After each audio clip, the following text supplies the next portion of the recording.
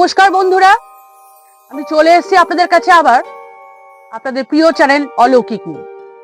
আজকে আমি একটু অন্য বিষয়ে আলোচনা করব। আজকে আমি আলোচনা করব যে মানুষ যখন ঘুমায় সেই সময় মানুষকে কেন বোবায় ধরে।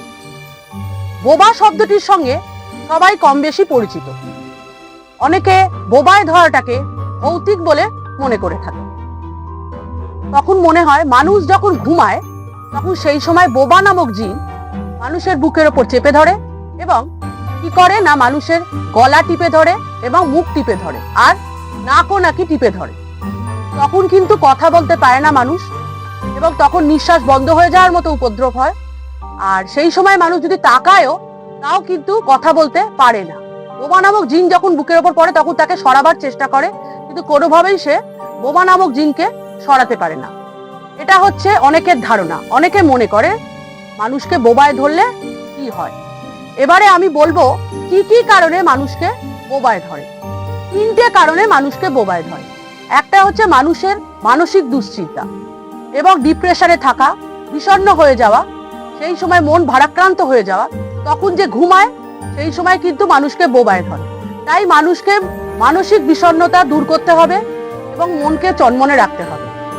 নাম্বার 2, ঘুমের ব্যাঘাত ঘটলে, অর্থাৎ পর্যাপ্ত ঘুম না হলে, অনিদ্রায় কিন্তু মানুষ অনেক সময় মানুষকে মনে হয় যে মানুষকে বোবায় ধরছে। তাই অনেক সময় কি করতে হবে না 6 থেকে 8 ঘন্টা মিনিমাম ঘুমোতেই হবে। আর ঘুমোবার 2 ঘন্টা আগে খাবার গ্রহণ করতে হবে। আর 3 নম্বর হচ্ছে যেটা মূল পয়েন্ট, সেটা হচ্ছে যে কখনো আপনি চিত হয়ে শোবেন না, সবসময় উপুর হয়ে শোবেন। চিত হয়ে বা কাত হয়ে বা লাশের মতো শোবেন না। লাশের মতো বা চিত হয়ে শোলে বোবা ধরে, তাই জন্য বলা হয় যে সবসময় উপুর হয়ে শোবেন। এসব 3টে কারণে বোবায় ধরে।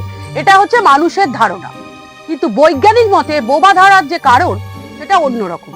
বৈজ্ঞানিক মতে বলা হয় মানুষ যখন ঘুমায় সেই সময় যখন মানুষের মস্তিষ্ক জেগে থাকে এবং শরীর ঘুমায়, সেই সময়টাকে বলা হয় মানুষের ঘুমের মধ্যবর্তী অবস্থা।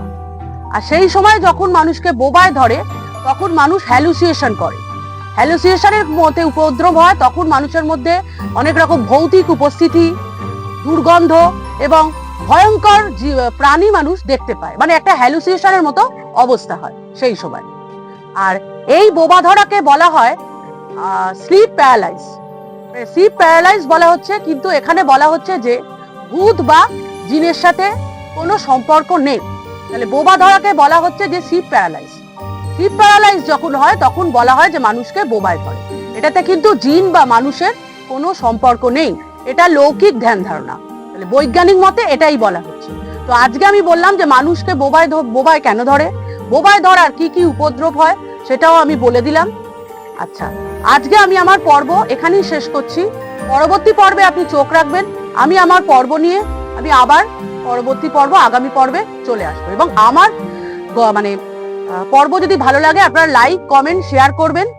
আশা করি আপনারা সবাই ভালো আছেন, ভালো থাকবেন। আমি এখানেই শেষ করছি। নমস্কার।